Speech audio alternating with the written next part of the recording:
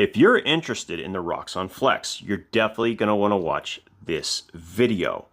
Here's the deal. These tools right here are already available and will be coming out with the Roxon Flex next month.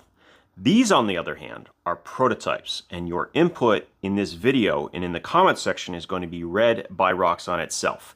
So if you want a specific tool made, it might be worth watching this one. So let's go ahead and get started. So if you're not familiar with what this is a modular multi-tool, and it is designed by Roxon. Now, some people have already gotten their pre-order for this already. There are a bunch of videos on this out there on the internet. I highly recommend checking them out because they are going to cover a lot of the original implements that you can have available right now on their pre-order. I'll put a link to their website down below. Today, I'm pretty much going to focus entirely on prototypes that they have available because feedback is important and the order in which these are made is going to be impacted by how people feel about it. Not only are they going to take the information they find today in the comments, but they are also going to be getting this kind of feedback at Blade Show Atlanta, which will be coming up in about 2 or 3 weeks, which I will be at. I'm very curious to hear what you guys think, and you're definitely going to want to make your opinions known. All right, so let's take a look and see what we have. The first one is pretty obvious. It is a beard comb. And I have to tell you, as someone who's currently enjoying a beard, this actually works pretty damn well. Now, I don't think I would personally dedicate a long slot to put this in, right? Unless I was specifically going somewhere where I didn't want to take the blade and maybe I want to replace it. It's a good conversation piece. Do I think it should exist? Absolutely. It's an awesome little implement, but it's not a high priority because it doesn't necessarily offer a true functional tool that people really, really need. So I put it somewhere in the middle of priority list. We'll move these over here. And I think that it's a cool one. It's probably also really easy to make, so it probably could be something they can do as they're developing other implements. Now, at the very bottom here, we have what you might expect, a flashlight. Now, this takes up 4 slots in here. There's a total of 5 in each side. And I don't think I would ever dedicate 4 slots to a relatively mediocre flashlight. I mean, if we're comparing it to my standard carry, which is the T1 Pro Tac, from Multitool, I mean, we're not even in the same, universe of power. So I think this is a very cool thing, but it is like the very bottom of the priority list, in my opinion. Correct me if I'm wrong. If you really feel passionate about this, let me know in the comments. Also made out of polycarbonate and taking up 2 layers is this pen and tweezer combo. I like this a lot. And I like it because thankfully they kept it short enough to fit in the smaller section and not take up a long slot. And as long as that's the case, I can dig this. I don't know if I'll be the one to use it, but I think some people will. And the fact that they are making their own, I think is really, really nice. So I put it somewhere in the middle here. The carabiner. Yeah, the carabiner. Between the holster and the pocket clip, we don't need another way to do it, especially if it takes up 2 slots, which it does. I am, however, very impressed that they were able to make it work and get the spring-loaded carabiner to kind of do its thing. If they can make it into more than one tool, not just a carabiner, that might be a different story. But as is, I would even put that below the flashlight, in my opinion. Package opener. A lot of people really, really like a package opener. I am not one of those people, but if you are, let your opinion be known here.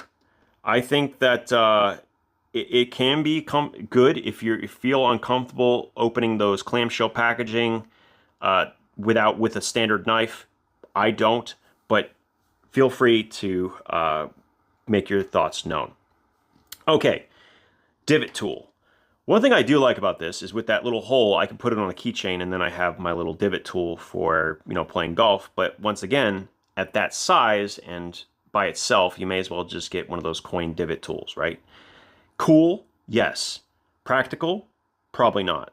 Maybe they could make it into a 3-prong thing and do like a fork or something like that. Then you can actually take it out of your tool and then use it to actually grab things, poke things. make it into, what did they call it? Like that little fork on the flare, the Leatherman flare. That would be really neat. Kind of a neat thing, and maybe there's something there, but I don't know if the divot tool is something I would spend my effort on if I was Roxon. Now, the next tool is probably really only going to be important to someone who does a lot of electrical work.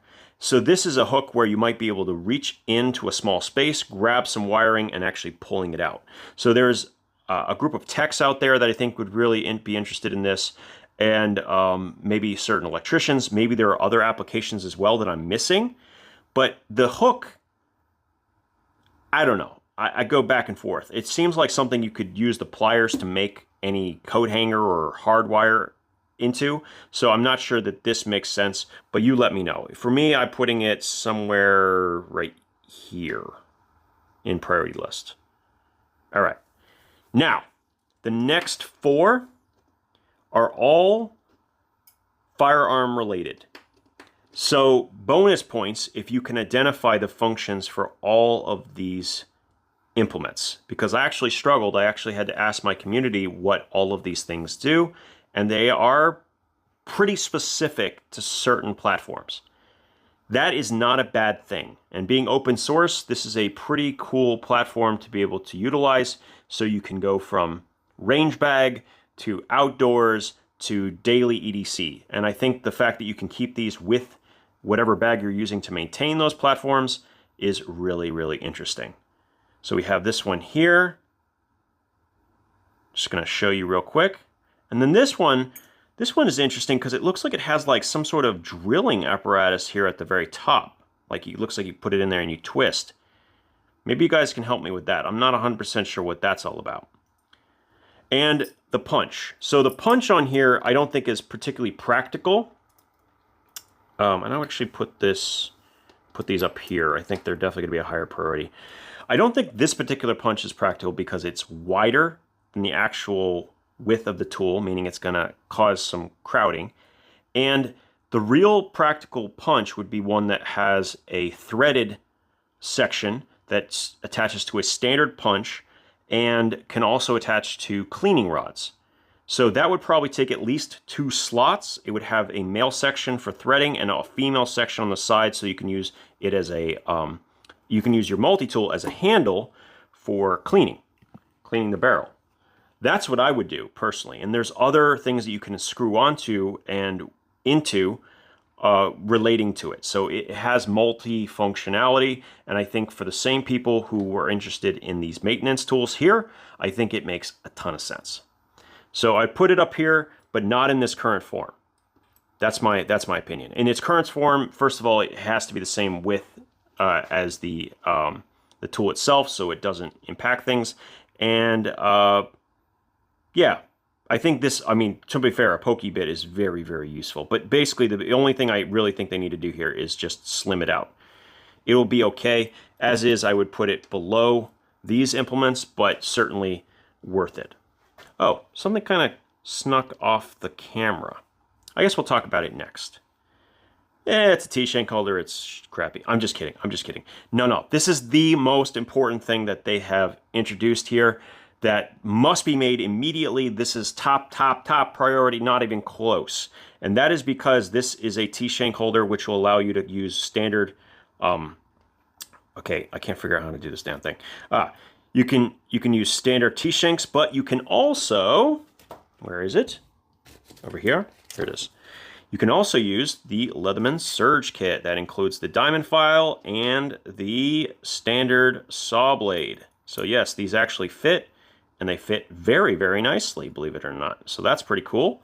It will also use, it also work on standard T-shank holders, T-shank bits as well. It has a spring. The only thing I will say is I don't think this spring is strong enough. I hope they can make that spring a little stronger, push down a little harder, and it'll work better for the smaller, thinner blades. Now, let me just quickly, sorry I'm moving quickly on this. If I insert a saw blade like I'm doing here, okay, and I put it in, you'll notice that with that saw blade, it's longer than even the longest section you can get available. I don't believe it makes sense to use a smaller saw. Instead, what I think will be the case with this is this will instead take up 2 slots on the smaller section over here, just like so. And when you need it, you pull out the saw or the file. And with a tool that has only 2 long implements, probably are going to be dedicated to a blade of some sort, either straight or serrated, and a scissor, I think it makes a ton of sense for them to have a T-shank holder. And it's ideal. It's absolutely ideal, in my opinion, and they need to make this as soon as possible. Top priority. Doesn't get any higher priority than a T-shank holder for the Roxon Flex. Absolutely, without question. I challenge anyone to disagree. That is a super high priority. And then the last prototype is actually very, very cool. This takes up 2 slots in it, and it actually has a bunch of different functions. So, of course, it is a ruler. It is a 6-inch ruler, or 15 centimeters, both of which start at the very end of this ruler, which makes it also useful for potentially checking a depth. Like if you were going into a very small space, you might need a very specific type of ruler or a very thin one, and this actually makes a ton of sense. My only issue, and also the thing I like the most, is what's happening here at the end. That is actually a magnet, and it's not very strong. They definitely need to make it much, much stronger, but the fact that it is also a grabbing component allows you to pick up a screw, potentially.